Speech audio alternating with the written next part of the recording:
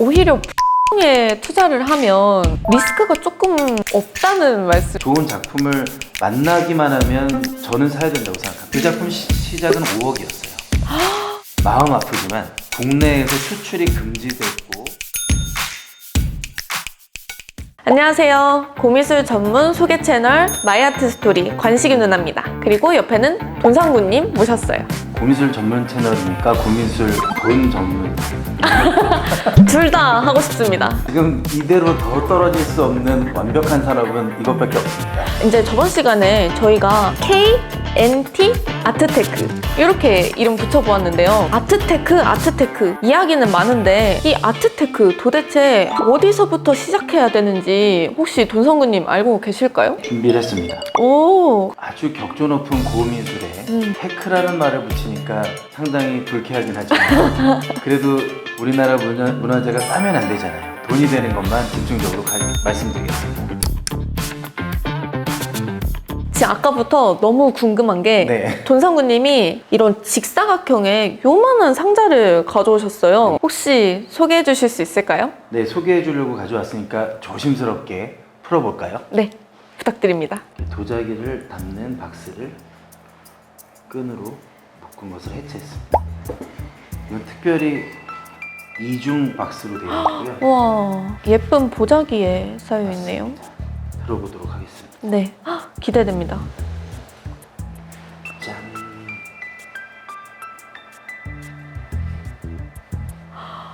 와, 와. 오, 저는 사실 제가 이 작품을 이렇게 가까이서 네. 볼 수 있을 줄 사실은 몰랐습니다. 네. 너무 유명하고 맞습니다. 멋진 작품이잖아요. 네. 한번 이 작품 소개 한번 해주실 수 있을까요? 회청자에다가 분을 발라서 아름답게 조각을 한 분청사기입니다. 앞에서 보면 동그란데 옆에서 보면 또 이렇게 납작하게 생겼네요. 특별히 이 도자기는 도공께서 만드실 때 이렇게 사용자가 잡기 좋게 납작함을 강조한 작품입니다. 그래서 편병이라고 해요. 편병. 정말 추상적인 기하학적인 문양이 들어있고 여기에도 있습니다. 와, 이상하게 피카소 선생이 태어나기 훨씬 몇백 년 전에 벌써 이런 기하학적인 문양이 조선의 도자기에 등장합니다. 근데 참 옛날 분들이 미감도 좋지만 아이디어가 좋으신 게 둥그런 병을 잡고 술을 따르는 것보다 이런 납작한 모양을 잡는 것이 그립감이 좋습니다. 아, 네, 그립감이 참 좋습니다. 그 고려청자가 아름답다면 네. 이 작품은 굉장히 심플하지만 창의적이에요. 근데 이렇게 편편하게 함으로써 문양을 넣는 곳이 마치 도화지처럼 더 넓어지고 그립을 잡을 때도 더 편하고요. 근데 구독자 여러분들께서 네. 반대면도 한번 구경해 그럴까요? 주셨으면 좋겠어요. 네, 알겠습니다. 이렇게 보시면서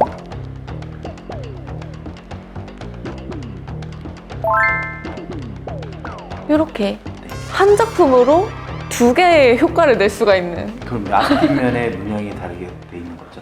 그림을 그린 것은 없고 다 조각으로서 표현을 했기 때문에 좀 뭐 마치 디자인 작품을 보는 것 같은 느낌이 있습니다. 그래서 지금도 분청사기는 그런 통제와 절제의 미보다는 자유분방하고 추상적인 미로 굉장히 값어치가 높습니다. 수량도 적고요. 저번 시간에 이제 제가 돈상구님께 네. 요즘에 우리나라는 청자보다 백자가 비싼 것 같다 네. 이렇게 말씀드렸는데 그러면 분청은 어디에 속할까요? 분청은 뭐 학술적으로는 청자에 속하지만 시장에서 청자가 비싸냐 백자가 비싸냐 할 때 네. 이렇게 변화되는 시장 속에 분청사기는 아무 영향도 받지 않습니다. 그럼 오히려 분청에 투자를 하면 네.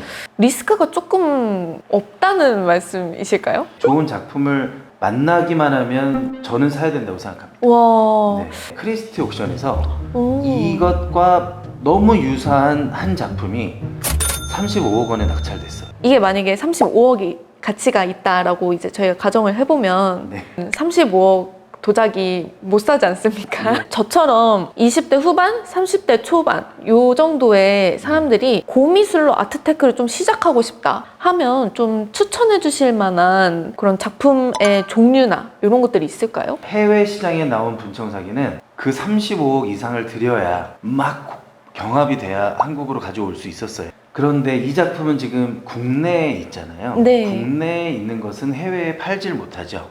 같은 퀄리티의 작품이라도 어느 마켓에 있냐에 따라 작품의 프라이스가 달라집니다. 가짜보다 무서운 진품들이 많습니다. 차라리 가품을 사면은 변호사를 통해서 소송하면 되는데 3억짜리인데 혼자 좋다고 10억에 사면 그게 잘못된 투자죠.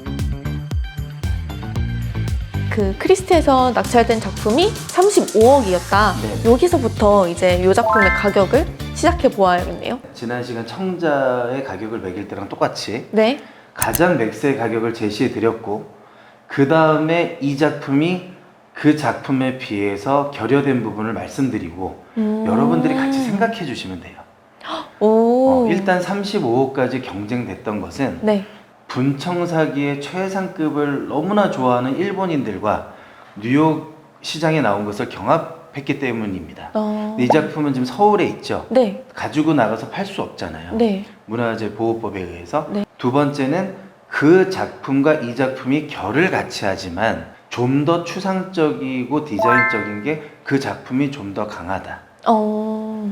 그럼 약 한 15억? 사실 이런 문양대는 되게 희귀하고 없는 문양이긴 하지만 또 이런 반대편에 일종의 모란처럼 보이는 이런 문양은 다른 분청에서도 볼 수 있을 것 같아서.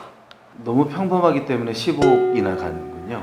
아까 35억이라는 어떤 상징적인 가격은 이 분청사기의 기록 중에 넘사벽 기록입니다. 얼마에 시작했길래 35억이 됐을까? 오. 그걸 무시하고 생각하시면 이런 일이 벌어집니다. 그 작품 시작은 5억이었어요.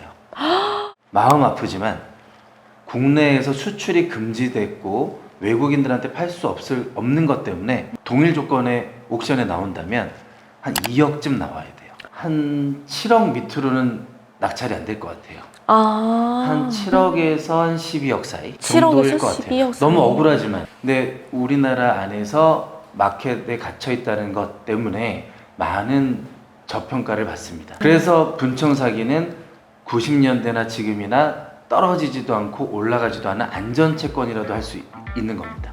아까 그 크리스티에서 낙찰된 네. 그 비슷한 작품이 우리나라 컬렉터가 그러면은 가지게 되었다는 말씀이시잖아요. 맞습니다.